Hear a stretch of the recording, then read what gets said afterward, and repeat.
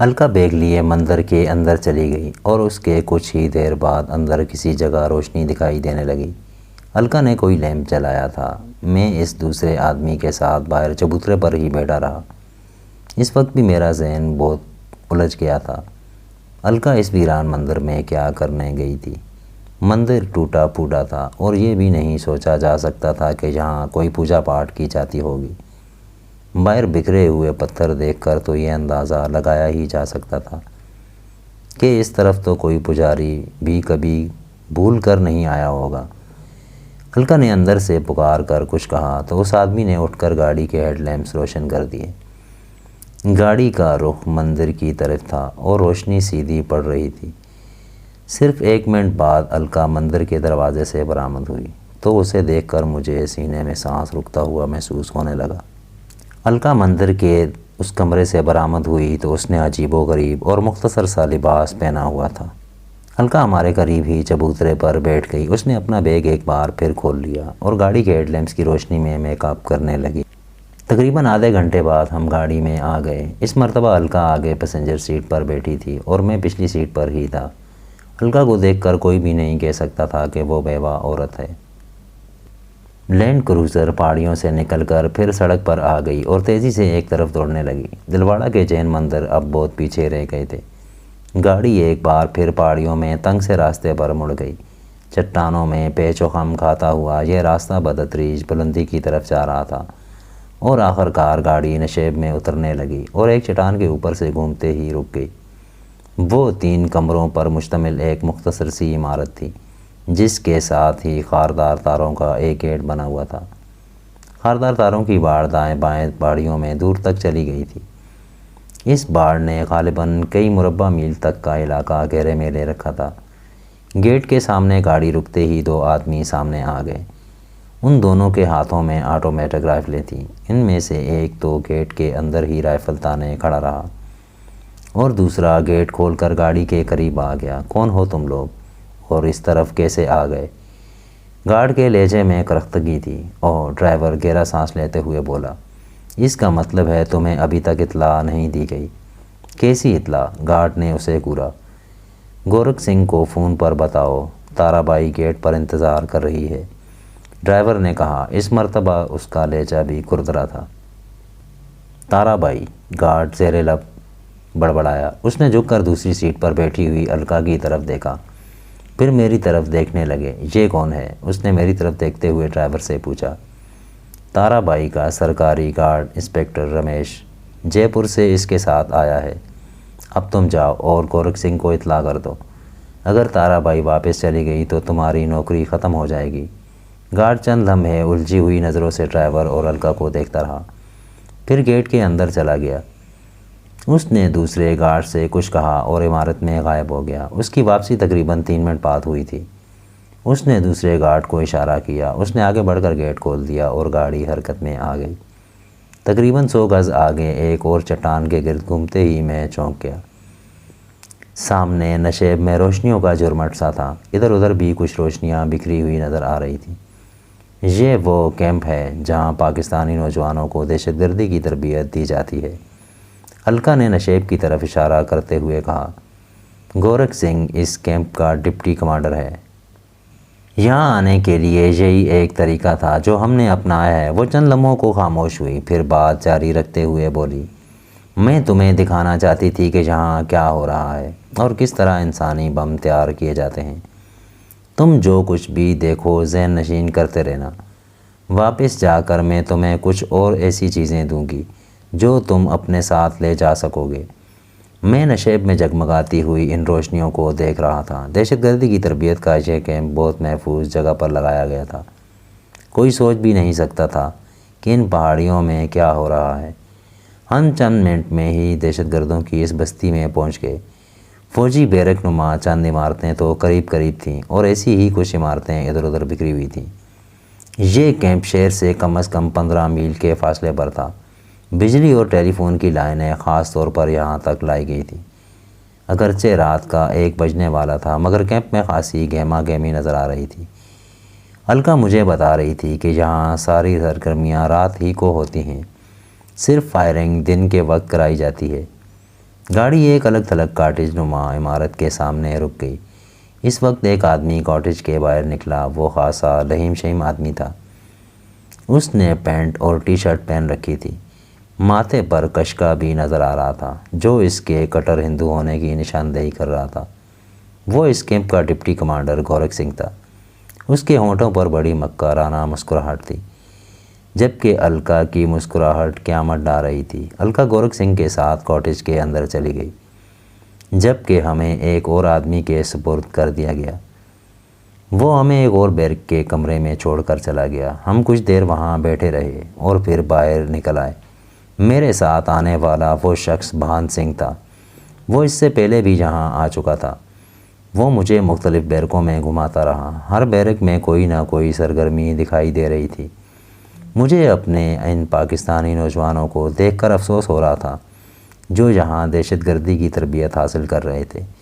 ہندوؤں کے زہریلے پروپیگنڈے اور لالچ نے ان کی آنکھوں پر پٹی باندھ دی تھی اور یہ اپنے ہی وطن اور اپنے ہی بھائیوں کے دشمن بن گئے تھے۔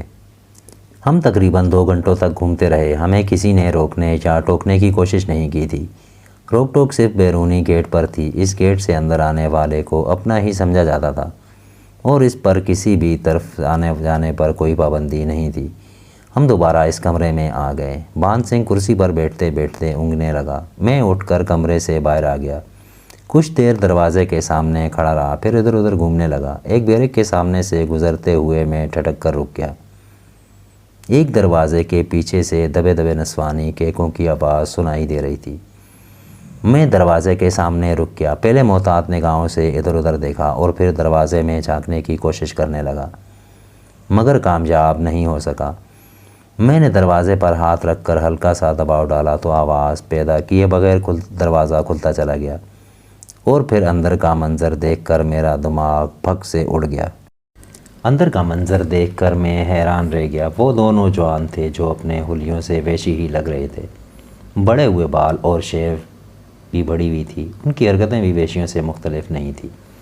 ان کے ساتھ 2 لڑکیاں تھیں جن کے جسموں پر مختصر لباس تھا اور شراب کی بوتلیں اور گلاس بھی پڑے ہوئے تھے، جن سے اندازہ لگانے میں دشواری پیش نہیں آئی کہ وہ دونوں نوجوان نشے میں دھت پڑے ہوئے تھے اور وہ دونوں لڑکیاں کیکے لگا کر مزید انہیں اشتعال دلانے کی کوشش کر رہی تھیں۔ میں یہ شرمناک منظر زیادہ دیر تک نہیں دیکھ سکا اور دروازہ آہستگی سے بھیڑ کر وہاں سے ہٹ گیا۔ یہ سب کچھ دیکھ کر مجھے افسوس ہو رہا تھا۔ اگر میں ان نوجوانوں میں سے کسی پر یہ ظاہر کر دیتا کہ میں بھی پاکستانی ہوں اور میری آمد کا مقصد کیا ہے تو وہ یقیناً میری بوٹیاں نوچ لیتے۔ میں دوبارہ اسی کمرے میں آ گیا۔ جو کچھ دیکھنا چاہتا تھا وہ دیکھ چکا تھا۔ اب مزید ادھر ادھر گھومنے کی ضرورت نہیں تھی۔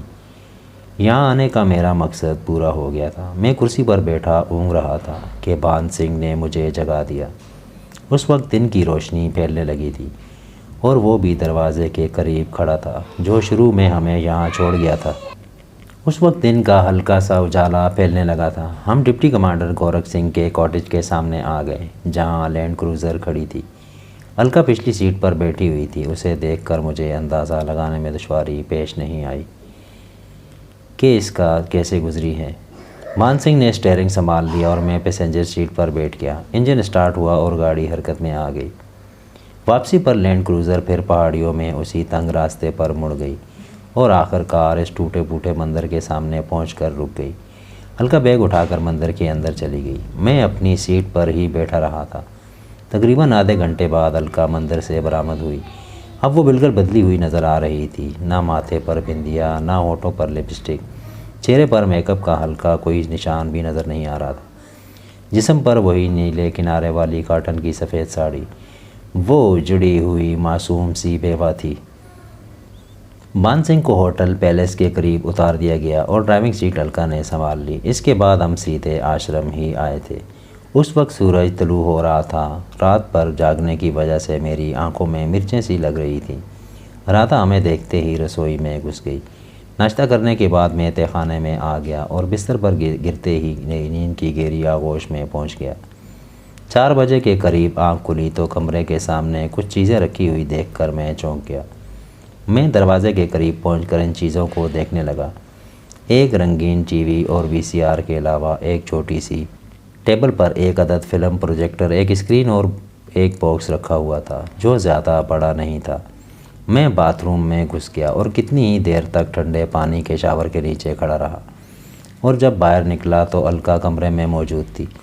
اس نے کمرے کی ایک دیوار پر 2 فٹ چوڑی اور 3 فٹ لمبی اسکرین لگا دی تھی اور سامنے والی دیوار کے قریب میز پر پروجیکٹر سیٹ کر رہی تھی۔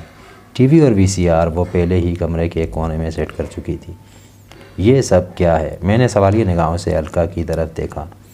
کچھ ایسی چیزیں دکھانا چاہتی ہوں جو تم رات کو اس کیمپ میں نہیں دیکھ سکے تھے، الکا نے مسکراتے ہوئے جواب دیا اور ڈبہ اٹھا کر کھولنے لگی۔ میں قریب ہی کرسی پر بیٹھ گیا۔ الکا نے پروجیکٹر آن کر دیا اور سامنے دیوار پر رکھی ہوئی اسکرین تیز روشنی میں چمکنے لگی۔ روشنی ایک طرف سے آؤٹ ہو رہی تھی۔ الکا نے فریم ایڈجسٹ کیا اور ڈبے میں سے ایک سلائیڈ نکال کر پروجیکٹر میں لگا دی۔ ایک نوجوان کا چہرہ اسکرین پر اوپر آیا، اس کے ساتھ ہندی میں کچھ لکھا ہوا بھی تھا۔ یہ کراچی کا نوجوان چمکیلا ہے، الکا مجھے بتانے لگی۔ یہ میٹرک پاس اور بے روزگار تھا۔ اس کا چھوٹا بھائی شہر کے گنجان علاقے میں ٹھیلا لگایا کرتا تھا۔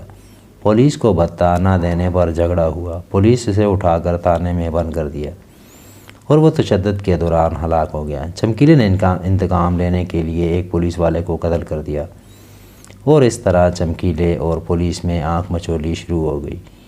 اس دوران چمکیلا راہ کے ایک ایجنٹ کے ہاتھ لگ گیا اور اسے یہاں بھیج دیا گیا۔ چمکیلا دہشت گردی کی تربیت حاصل کرنے کے بعد تقریباً مہینہ پہلے کراچی واپس گیا ہے۔ اس نے پروجیکٹر پر دوسری سلائیڈ لگا دی۔ اسکرین پر ایک اور چہرہ ابھر آیا، وہ بھی نوجوان ہی تھا، عمر 23-24 سال ہی ہوگی۔ چھوٹی گول داڑھی تھی اور پیشانی پر دائیں طرف چاند تارے کا نشان بنا ہوا تھا۔ یہ چھلاوا ہے، الکا اس کے بارے میں بتا رہی تھی۔ یہ بھی کراچی پولیس کے ظلم کا شکار تھا۔ چھلاوا گریجویٹ ہے، یہ بھی چمکیلے کی طرح بے روزگاری کا شکار تھا۔ کراچی ہی کے ایک نسل پرست نیتا نے اس کے ذہن میں یہ بات بٹھا دی کہ وہ تعصب کا شکار ہے اور اسی تعصب کی بنا پر اس کے جائز حقوق سے محروم کیا جا رہا ہے۔ اس نے اپنا حق لینے کے لیے غلط طریقہ استعمال کیا، جس کے نتیجے میں پکڑا گیا۔ 1.5 مہینہ جیل کاٹ کر باہر نکلا تو اس کے دل میں نفرت کچھ اور بڑھ گئی تھی۔ یہ اپنی محرومی اور اپنے ساتھ ہونے والی زیادتیوں کا بدلہ لینا چاہتا تھا، لیکن اناڑی تھا، بار بار پولیس سے مار کھاتا رہا۔ ہمارے ایجنٹ نے اسے یہاں بھیج دیا۔ یہ بھی تقریباً 2 مہینے پہلے واپس گیا ہے۔ الکا نے یکے بعد دیگرے 5 نوجوانوں کی تصویریں دکھائیں جو یہاں سے دہشت گردی کی تربیت لے کر واپس جا چکے تھے۔ ان کے علاوہ اور لوگ بھی ہیں جو معصوم اور بے گناہ شہریوں کی زندگیوں سے کھیل رہے ہیں۔ الکا کہہ رہی تھی یہ سب کسی نہ کسی نسل پرست اور قوم پرست جماعت میں شامل ہیں اور یہ اپنے آپ کو فریڈم فائٹر سمجھ کر اپنی حکومت کے خلاف لڑ رہے ہیں۔ اس کا فائدہ ہند سرکار کو پہنچ رہا ہے۔ ایک طرف یہ دہشت گردی، تباہی اور بربادی پھیلا رہے ہیں، دوسری طرف وہاں حکومت ان سیاسی پارٹیوں کے خلاف محاذ آرا ہے جن کے نام پر یہ نوجوان دہشت گردی پھیلا رہے ہیں۔ ویسے کراچی میں راہ کے 3 ایجنٹ انہیں کنٹرول کرتے ہیں۔ اس نے خاموش ہو کر پروجیکٹر پر یکے بعد دیگرے 3 اور تصویریں دکھائیں۔ ان میں 2 مرد تھے اور ایک عورت۔ اس عورت کی عمر 23-30 سال کے زیادہ نہیں لگ رہی تھی۔ اس کی تصویر دیکھ کر میرے دماغ میں سنسناہٹ سی ہونے لگی۔ بے حد حسین تھی۔ اس کی ناک پر بائیں طرف مسور کے دانے کے برابر سیاہ رنگ کا تل تھا اور لگتا تھا جیسے اس نے لونگ پہن رکھی ہو۔